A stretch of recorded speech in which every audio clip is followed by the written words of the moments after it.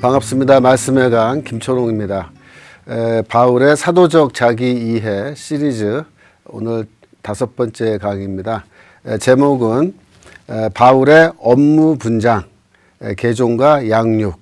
업무 분장이란 말은 이제 job description이란 말을 번역한 겁니다. 바울은 사도로서 자신의 업무 분장을 이사야서 6장 7절에서 13절에서 찾아냈다라는 것이 저의 주장입니다. 현대 사회 그 회사에 가면요, 업무 분장이라는 게 있어요. 업무 분장이란 말은 이제 그 영어의 job description을 한국말로 옮긴 건데, 어떤 업무가 있으면 그 업무를 맡은 사람이 해야 할 구체적인 임무가 뭐냐, 그거를 1, 2, 3, 4, 5, 6, 7, 8, 9 이런 식으로 구체적으로 이렇게 적어 놓은 그런 문서입니다. 그래서 신입사원이 회사에 들어가게 되면은 이거를 이제 교육받게 되는 거죠. 너는 이런 일을 해야 된다라고. 다메섹 경험 직후에 바울은 자신이 사도로서 앞으로 어떤 일을 해야 되는 것인지 스스로 고민했을 겁니다. 다른 말로 바꾸면 사도로서의 나의 업무 분장은 대체 무엇일까? 그런 고민을 했을 겁니다. 바울은 랍비 수준의 교육을 받았기 때문에 히브리어 성경을 거의 다 암기하고 있었다고 그렇게 추측하는데요. 다메섹 경험 직후에 바울은 구약 성경을 아마 새롭게 다시 읽었을 거예요. 그런데 굳이 두루마리를 펼쳐서 읽지 않아도 이미 다 머릿속에 들어있기 때문에 머릿속으로 이렇게 쭉 한번 훑어내리면 되는 건데, 그렇게 구약 성경을 다시 읽으면서 복음의 관점에서 새롭게 이해했을 겁니다. 그 과정에서 바울은 이사야서의 예언 가운데 하나님의 백성이 불임과 무자녀 상태에서 벗어나서 이제 앞으로 임신하고 출산을 하는 그런 구원을 경험하게 된다라는 말을 이제 읽으면서 그거를 복음과 연결해서 이해하게 되었을 겁니다. 그래서 바울은 내가 바로 이사야서 66장에 나오는 시온산의 역할을 해야 한다라는 그런 결론에 도달했을 겁니다. 물론 이 주장은 저의 주장이에요. 그래서 다른 학자들이 이런 주장을 하지는 않는데, 제 주장이 맞는지 틀리는지는 이 다음에 하나님 나라에 도착해서 바울에게 직접 물어봐야 제 설명이 맞는지 틀리는지 아마 알 수 있게 될 겁니다. 저는 바울이 분명히 제가 지금 설명하는 것과 유사한 방식으로 설명을 할 것으로 그렇게 확신하고 있습니다. 다시 한번 결론적으로 말씀드리면 바울은 이사야서 66장 7절에서 13절에 나타난 산모와 유모의 이미지에서 자신의 업무 분장을 찾았다, 이렇게 말할 수 있습니다. 바울은 이사야서의 예언이 자신의 활동을 통해서 성취된다고 그렇게 보았습니다. 오늘날 우리는 소위 말하는 역사 비평이라는 방법을 동원해서 성경을 해석하고 연구를 해요. 그래서 이사야서를 역사 비평의 관점에서 이제 연구를 하면 항상 질문이, 이 말씀은 이사야가 살아있던 고대 시대에 그 당시에 어떤 인물에 관한 이야기이냐, 그 사람에 대해서 뭐라고 이야기했느냐, 그렇게 이제 해석을 하는 거죠. 하지만 바울은 성경을 해석할 때 그런 역사 비평의 원칙을 사용해서 해석하지 않습니다. 바울은 성경의 예언을 자기 자신에 관한 것으로 읽는 거예요. 물론 그렇다고 해서 우리가 큐티를 하듯이 바울도 큐티하는 식으로 그렇게 성경을 해석하는 건 아닙니다. 그보다는 훨씬 더 깊이 있게 성경을 이제 연구하고 이해하는 거죠. 그래서 바울은 선지자의 예언과 하나님의 구원 계획이 이루어지려면 내가 이제 무엇을 어떻게 해야 하는지를 스스로 질문하고 그 해답을 성경 속에서 찾는 겁니다. 그 업무 분장에 따르면 바울이 사도로서 해야 할 일은 두 가지예요. 첫째로 아기를 낳는 일이고, 둘째로 낳은 아기를 젖을 먹여서 키우는 거죠. 아기를 낳는 일은 곧 계종을 가리키는 거고, 아기를 키우는 것은 양육을 가리키는 겁니다. 그래서 바울은 계종과 양육이 자신의 업무 분장이라고 그렇게 생각한 겁니다. 어떤 분들은 제가 이제 계종이란 말을 자꾸 쓰니까 그 전도라는 말을 쓰지 왜 계종이란 말을 쓰느냐, 이제 그렇게 질문들을 하세요. 물론 전도라고 말을 해도 됩니다. 그래서 전도와 양육이다 그렇게 말을 해도 되지만 저는 개종이라는 단어를 좀 더 좋아하는데 그 이유는 전도는 복음을 전하는 행동을 가리키는 반면에 개종은 그 결과, 전도의 결과까지도 포함해서 이렇게 이야기할 수 있는 거기 때문에 개종이란 말을 더 선호합니다. 그래서 아기를 낳는 것은 단순하게 전도하는 행위가 아니라 개종, 그 결과로서 개종하는 것을 가리키는 겁니다. 바울은 사도적 소명을 이제 이해할 때 여러 가지의 항목을 생각하지 않았습니다. 딱 두 가지만 생각한 거예요. 개종과 양육. 오늘날 어떤 이제 목사님들, 목회자들은 자신의 그 목회자로서의 소명이 뭐냐 그렇게 질문하면은 뭐 여러 가지를 이렇게 얘기하는 분들이 많으세요. 예를 들어서 뭐 예배, 전도, 교육, 선교, 뭐 신방, 상담, 행정 등등 이 모든 것이 다 나의 사명이다. 이렇게 말씀을 하세요. 물론 뭐 틀린 말은 아니죠. 그것도 일리 있는 말입니다. 하지만 이렇게 여러 가지를 목표로 해버리면 그 에너지가 분산이 되어버려서 사역의 성과가 나기가 어렵습니다.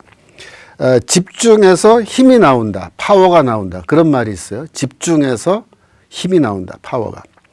우리가 제한된 자원과 능력으로 주의 일을 효과적으로 하려면 항목을 이렇게 여러 가지로 늘어놓으면 별로 안 좋아요. 과감하게 항목을 줄이고 그 몇 가지 소수의 항목에만 우리의 제한된 자원과 능력을 집중해야 제대로 된 성과가 나올 수가 있습니다. 바울은 평생을 통해서 매우 짧은 시간에 많은 교회를 개척했고 또 사역에 큰 성과를 낼 수 있었습니다. 어떻게 해서 그런 것이 가능했을까요? 제가 보기에는 바울은 두 가지 일에만 자신의 에너지를 집중했기 때문입니다. 즉 개종과 양육에만 집중했기 때문입니다. 자, 그렇다면 개종과 양육의 정의는 무엇일까요? 어렵게 생각할 필요가 전혀 없습니다. 아주 쉽게 생각하시면 돼요. 개종은 뭐냐? 개종은 예수를 믿지 않는 사람을 예수 믿는 사람으로 만드는 겁니다. 그게 개종이에요. 그렇다면 양육은 뭘까요? 양육은 예수를 믿는 사람을 더 잘 믿는 사람으로 만드는 겁니다. 바울이 지중해 일대를 돌아다니면서 교회를 개척했는데요. 그때 바울이 만난 사람은 단 두 가지 부류밖에 없습니다. 첫 번째로 예수 믿는 사람이고 두 번째로 예수 믿지 않는 사람이에요. 세상에는 그 두 가지 종류의 사람밖에 없어요. 그래서 바울은 불신자를 만나면 전도해서 그 사람을 복음으로 개종하고 또 신자를 만나면 그 사람을 더 좋은 신자로 양육하는 그런 일을 한 겁니다. 그 두 가지 일이 바울이 한 일의 전부예요. 그런데 그 개종과 양육이라는 것은 사실상 사도 바울의 사명이지만 그 사도 바울의 사명일 뿐만 아니라 모든 목회자의 사명이면서 모든 교회의 사명이고 더 나아가서는 모든 성도들의 사명이기도 합니다. 여러분, 좋은 목회자는 어떤 사람일까요? 저는 개종과 양육 두 가지를 다 잘하면 좋은 목회자다 그렇게 말합니다. 나쁜 목회자는 어떤 사람일까요? 그 두 가지를 다 못하면 좀 나쁜 목회자예요. 그러면 둘 중 한 가지는 잘하고 다른 한 가지를 잘 못한다면 그 사람은 평균적인 목회자라고 말할 수 있습니다. 교회도 마찬가지입니다. 좋은 교회는 개종과 양육을 다 잘하는 교회가 좋은 교회입니다. 나쁜 교회는 둘 다 못하는 교회고요. 한 가지는 잘하고 한 가지를 못하면 그런 교회는 평균적인 교회라고 말할 수 있습니다. 만약 교회가 개종은 잘하는데 양육을 잘 못하면 어떻게 될까요? 그런 교회는 성장할까요? 네, 물론 성장합니다. 양적으로 성장할 겁니다. 하지만 문제는 그런 교회에서 20년, 30년 신앙생활을 해도 양육을 잘 못하기 때문에 신앙이 잘 자라지 못해서 영적으로 보면은 어린아이 상태에서 벗어나지 못하게 될 겁니다. 그런 성도들이 계속해서 누적되는 교회가 되는 거예요. 그러면 그런 미성숙한 사람들 중에서 교회의 지도자들, 뭐 장로, 권사, 집사 등등을 뽑아야 되는데 그런 영적으로 미숙한 상태에 있는 사람들이 지도자 역할을 제대로 할래야 할 수가 없겠지요. 문제가 있는 교회가 되는 겁니다. 반면에 양육은 잘하는데 개종은 잘 못하면 어떻게 될까요? 성도들은 지적 수준이 거의 뭐 절정에 도달하게 되겠죠. 한 30년 정도 교육받으면 뭐 전부 다 신학 박사 수준에 도달한다고 말할 수 있겠습니다. 그런데 그 사람들은 전도 개종을 못하는 거예요. 더 이상 알을 낳지 못하는 그런 늙은 닭처럼 되어서 전도도 하지 못하니까 교회는 성장하지 못하겠죠. 그래서 좋은 교회는 어떤 교회일까요? 산부인과 병원과 유아원과 같은 아주 좋은 산부인과 병원과 좋은 유아원과 같은 그런 교회가 좋은 교회입니다. 끊임없이 복음 안에서 새로운 생명이 태어나고 또 태어난 성도는 지속적으로 잘 양육을 받아서 영적으로 지적으로 성장해 나가는 그런 교회가 매우 좋은 교회가 되겠죠. 그래서 저는 교회는 좋은 산부인과와 유아원이 돼야 된다. 그렇게 이제 가끔씩 얘기를 합니다. 그렇다면 개종과 양육을 둘 다 잘하는 방법은 무엇일까요? 제가 장신대에서 이제 학생들을 가르치다가 수업 시간에 종종 그런 질문을 해요. 여러분들 가운데 개종과 양육 중에 나는 개종이 자신 있다. 손 들어봐라. 또 반대로 나는 양육이 자신 있다. 손 들어봐라. 둘 다 자신 있다. 손 들어봐라. 그러면 거의 없어요. 근데 한 가지라도 잘하는 거 있으면 좀 손 좀 들어보라 그러면은 대부분 드는데 제가 지금까지 거의 10년 동안 이걸 해봤습니다. 지금은 결론이 나왔는데 개종을 나는 더 자신 있다고 생각하는 학생들은 전체 학생의 10%에서 15% 거의 10%에 불과합니다. 반면에 양육에는 자신 있다라고 하는 학생들은 굉장히 많아요. 한 절반 이상 됩니다. 왜 이런 현상이 나타났냐면 그동안 우리 교회 안에서 상대적으로 양육에 지나친 강조를 하면서 전도와 개종에는 크게 신경을 쓰지 않았기 때문입니다.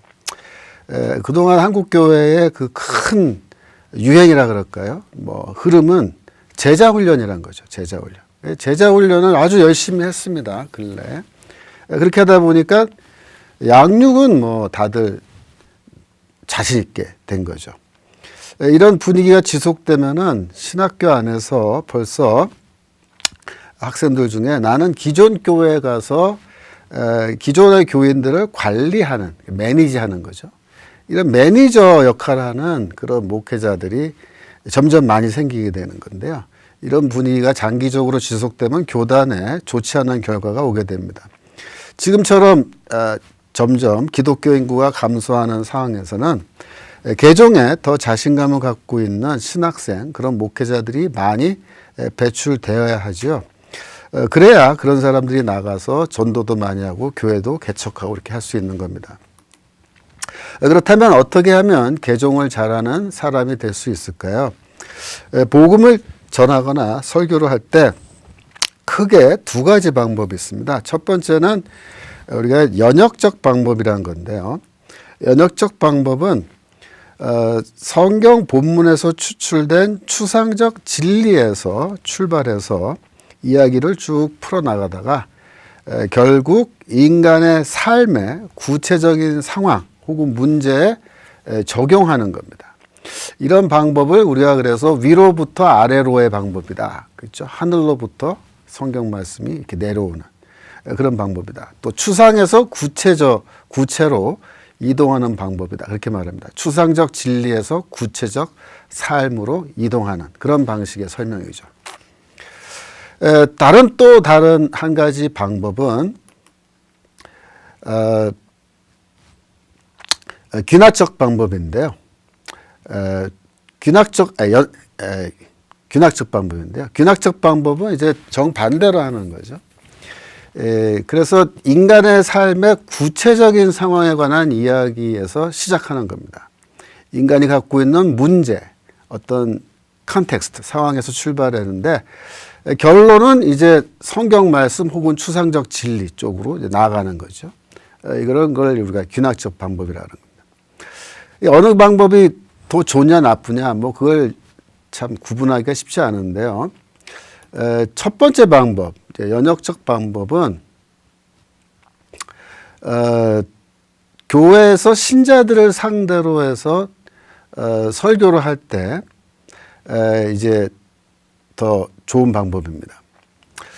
그래서 대부분의 목사님들이 설교하실 때 먼저 성경을 읽고 성경에서 출발해서 쭉 설교하다가 마지막에는 인간의 삶에 적용하는 그런 방식으로 나가지 않습니까?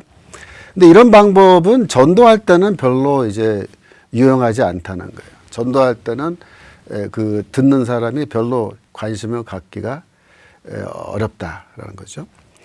그래서 두 번째 방법, 귀납적 방법이 전도할 때 더 유용하다는 겁니다. 즉, 그 대상, 청중이 갖고 있는 문제에서부터 출발하거나 그 사람의 상황에서부터 출발을 하는 거예요. 그래서 거기서부터 출발을 해가지고 궁극적인 해답, 당신이 갖고 있는 문제의 해답은 이런 성경 말씀, 이런 진리에 있다라고 그렇게 결론을 내려주는 거예요. 그러면은 듣는 사람이 중간에 흥미를 잃지 않고, 중간에도 흥미를 잃지 않고 계속해서 끝까지 귀를 기울여서 이야기를 들을 수가 있습니다. 특별히 그 설명을 할 때 나 자신의, 전도자 자신의 본인의 어떤 경험, 우리가 그 신앙 간증이라 그러죠. 이 신앙 간증까지 넣어서 그렇게 설명을 해주면 굉장히 효과적이라는 겁니다. 그래서 이 개종을 잘하는 목회자가 되려면요, 상대방이 갖고 있는 문제 혹은 관심이 무엇인지를 미리 파악하고 거기에서부터 출발하는 것이 좋다는 겁니다. 기납적 설교를 잘하면 좋다는 거예요. 그래서 어떤 그 구체적인 삶의 문제나 질문에 대답을 해 나가면서 복음을 설명하는 것이 더 유효하다라는 겁니다.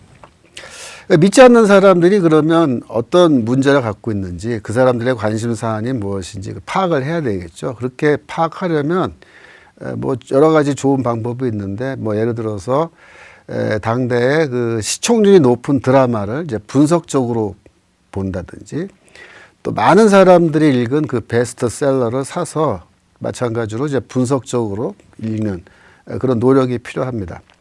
나 혼자 밀실에 갇혀서 세상이 어떻게 돌아가는지 관심을 갖고 있지 않는다면 절대로 개종을 잘하는 사람이 될 수가 없겠죠. 제가 예전에 그 뉴욕에 있는, 미국의 뉴욕에 있는 유니온 신학교에서 공부를 한 적이 있어요.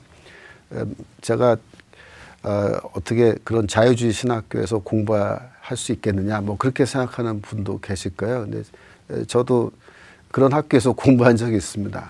굉장히 아주 유명한 자유주의 신학교죠.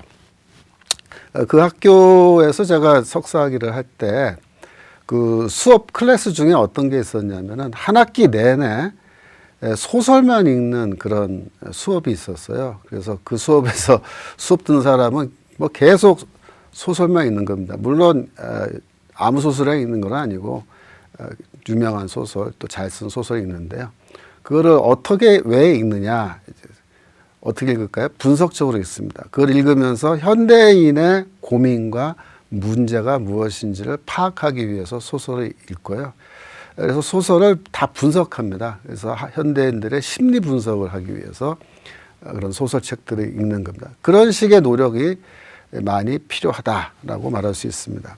항상 전도를 하려고 하는 그 대상이 갖고 있는 어떤 문제, 그 사람의 관심사안, 그 사람의 어떤 삶의 컨텍스트, 그런 것에 좀 많은 관심 갖고 그걸 먼저 잘 알아야 거기서부터 풀어서 이제 복음을 설명할 수 있고, 그렇게 하면은 개종을 잘하는 사람, 전도를 잘하는 사람이 될 수가 있다, 이렇게 말할 수 있습니다.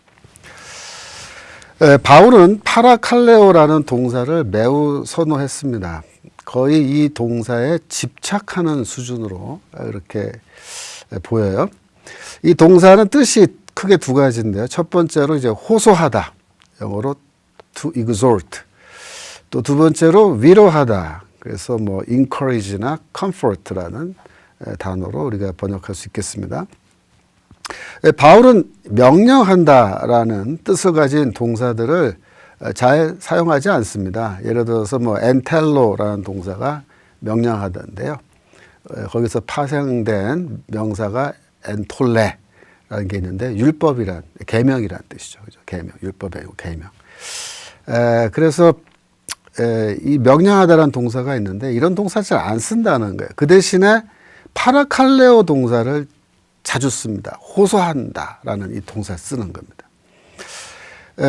우리말로는요, 이 파라칼레오 동사를 권하다라는 말로 번역을 많이 해놨어요. 권하다라는 말은 뭐 충고하다라는 뜻처럼 보이는데, 뭐 그런 뜻보다는 이제 호소한다라는 뜻이 더 중요합니다.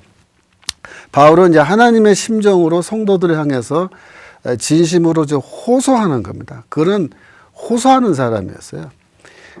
호소는 설교자들의 기본적인 태도입니다. 설교하시는 분이 막 명령할 수 있나요? 그렇지 않습니다. 청중들을 향해서 호소하는 겁니다. 하나님의 심정으로 호소하는 거죠.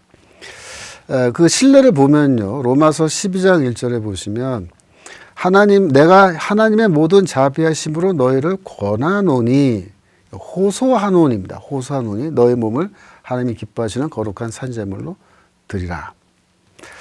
고린도전서 4장 16절에 내가 너희에게 권하노니 호소하노니 너희는 나를 본받는 자가 되라. 그렇게 말한 겁니다. 고린도후서 10장 1절 너희를 대면하면 유순하고 떠나 있으면 너희에 대하여 담대한 나 바울은, 그죠? 성도들과 함께 있을 때는 어머니의 모습이기 때문에 유순한 거예요. 그런데 이제 떠나 있으면 성도들이 다른 길로 가니까 그때는 이제 아버지의 얼굴로 얘기하는 거고요. 이제 그리스도의 온유와 관용으로 친히 너희를 권하고라고 할 때 너희를 향하여 호소하고 이런 뜻입니다. 빌레몬서 9장 도리어 사랑으로서 간구하노라 호소하노라 그런 말입니다. 데살로니가전서 2장 11절 너희 각 사람에게 아버지가 자기 자녀에게 하듯 권면하고 호소하고, 그죠? 위로하고 경계한다. 또 이번에 위로한다라는 뜻으로 사용된 경우를 볼까요? 고린도후서 1장 4절에서 우리의 모든 환난 중에서 우리를 위로하사 이렇게 할 때 파라칼레오 동사가 사용된 겁니다. 우리로 하여금 하나님께 받는 위로로서 모든 환난 중에 있는 자를 능히 위로하게 하시는 이시로다. 이게 다 파라칼레오 동사입니다. 고린도후서 7장 6절 그러나 낙심한 자들을 위로하시는 하나님이 디도가 오므로 우리를 위로하셨다. 그래서 하나님이 우리를 파라칼레오 하셨고 그 위로를 받아서 우리는 성도들을 파라칼레오 한다. 그런 말입니다. 데살로니가전서 3장 2절 이는 너희를 굳건하게 하고 너희 믿음에 대하여 위로함으로 이때 파라칼레오 동사 썼고요. 에베소서 6장 22절 우리 사정을 알리고 너희 마음을 위로하기 위하여, 그죠? 이렇게 파라칼레오 동사를 바울이 굉장히 많이 쓰는데 이 이유가 뭘까요? 그 이유는 이사야서 때문입니다. 이사야서 40장 1절 지난번 말씀드린 것처럼 어떤 선지자를 하나님이 부르시는데 그 선지자를 향해서 소명을 주세요. 그 소명이 뭐냐? 위로하라라는 그 명령입니다. 그래서 위로하라, 내 백성을 위로하라. 아마 바울은 이 명령을 자기 자신을 향해서 하나님이 주신 명령으로 그렇게 읽었을 겁니다. 지난주에 봤었죠. 66장 13절 어미가 자식을 위로함 같이 내가 너희를 위로할 것인지. 어떤 사도가, 바울 같은 사도가 어머니가 돼서 이런 위로하는 행위를 하고 위로의 메시지를 전하는데 그게 복음이죠. 그것은 곧 하나님이 너희를, 주의 백성을 위로하는 것으로 본다는 겁니다. 그래서 하나님을 대신해서 바울이 위로하는 거거든요. 그러니까 위로라는 말이 얼마나 중요해요. 하나 더 보면요. 52장 9절인데 이는 여호와께서 그의 백성을 위로하셨고 예루살렘을 구속하셨습니다. 여기 보시면 위로라는 말과 구속이란 말이 동격으로 사용됐잖아요. 위로가 곧 구속이고 위로가 곧 구원이에요.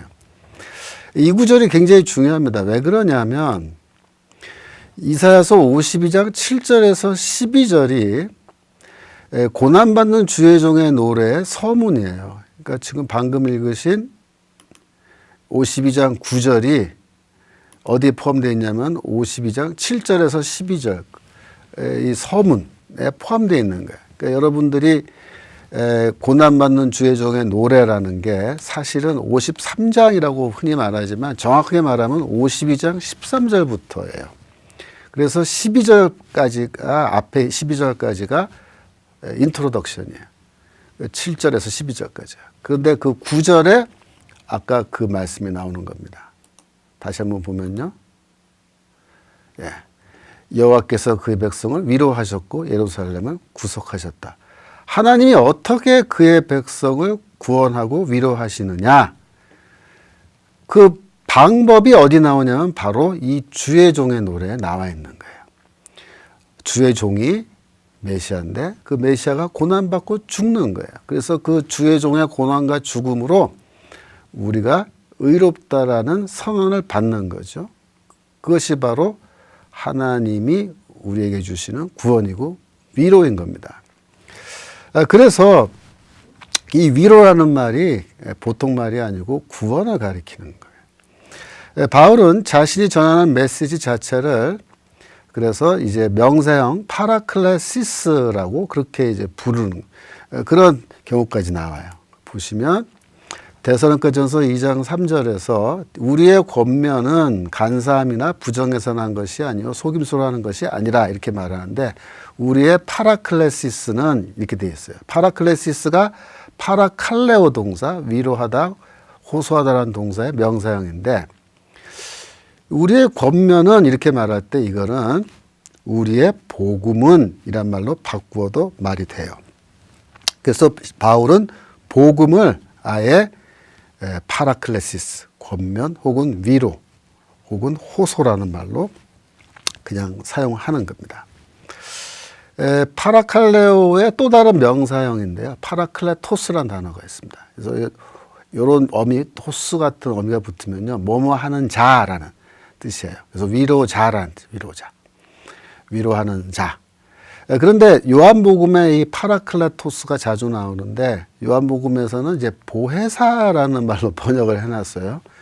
그래서 그 예를 보시면 14장 26절에 보혜사 파라클레토스 곧 아버지께서 내 이름으로 보내실 성령 그가 너에게 모든 것을 가르치고 내가 너에게 말한 모든 것을 생각나게 하리라. 그래서 성령을 파라클레토스라고 그렇게 이제 부르고 있는 겁니다. 요한복음 15장에도 내가 아버지께로부터 너에게 보낼 파라클레토스, 보혜사, 곧 아버지께로부터 나오시는 진리의 성령 이렇게 되어 있죠. 16장 7절은 똑같아요. 보혜사가 너에게로 내가 떠나가지 아니하면 보혜사가 너에게로 오시지 아니할 것이요.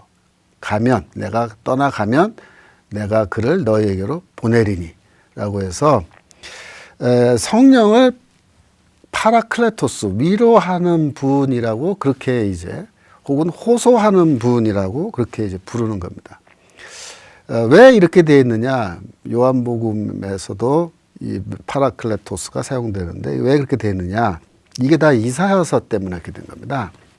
그래서 복음의 핵심이 호소고 위로이기 때문에 그리스도도 하나님이 이제 우리를 위로하게 하시는 그런 분이란 거죠. 그래서 하나님은 그리스도를 통해서 이제 우리를 위로하셨고, 그래서 그리스도도 파라클레토스예요. 그런 면에서 그리스도가 승천하신 뒤에는 성령님을 보내시는데 그 성령님이 또 우리를 위로해 주시고 또 우리를 향해서 호소하시는 거예요. 호소. 그래서 우리 안에서 호소하시는 거예요. 뭐라고? 이것이 하나님의 뜻이다. 그것은 하나님의 뜻이 아니니까 그런 건 하지 말아라. 이렇게 계속 우리 안에서 호소하시는 거죠. 그래서 이와 같이 이 바울은 그리스도가 승천하신 뒤에는 그리스도의 복음을 이렇게 전함으로, 그렇죠? 그리스도 하나님을 대신해서 죄 가운데 있는 인류를 위로하는 겁니다. 파라칼레오 하는 거예요. 어떻게? 그리스도의 복음을 전함으로 파라칼레오 하는 겁니다. 그래서 바울이 이렇게 이사야서를 통해서 자기 자신의 소명을 이렇게 이해하고 있다라는 것을 오늘 말씀드렸습니다. 정리해 보면요, 바울은 사도로서 자신의 업무 분장을 이사야서 66장에서 찾았고요, 자신의 소명을 개종과 양육이라 봤습니다. 그래서 개종과 양육은 모든 목회자의 사명이고 모든 교회, 모든 성도의 사명이고요. 이것을 둘 다 잘하는 방법을 우리가 살펴봤어요. 그 다음에 바울은 위로가 곧 자신의 소명이라고 봤다. 그래서 이사야서와 관련성을 설명했습니다. 다음 강의에서는 갈라디아서 4장에 나오는 사라와 하갈의 비유를 제가 좀 분석해 보려고 합니다. 이 사라와 하갈의 비유는 이사야서 66장에 나오는 출산의 이미지를 이해하고 있으면 아주 쉽게 이해가 돼요. 하지만 이사야서 66장의 출산 이미지를 모르면 이게 굉장히 해석이 어렵습니다. 그래서 기왕에 우리가 이사야서 66장을 다 공부했기 때문에, 출산 이미지 공부했기 때문에 이걸 한번 우리가 시도해 보도록 하겠습니다. 그래서 다음번 강의 제목은 바울이 사라, 하늘의 예루살렘, 시온의 역할을 한다라는 제목으로 제가 강의하도록 하겠습니다. 오늘은 여기까지 하겠습니다. 감사합니다.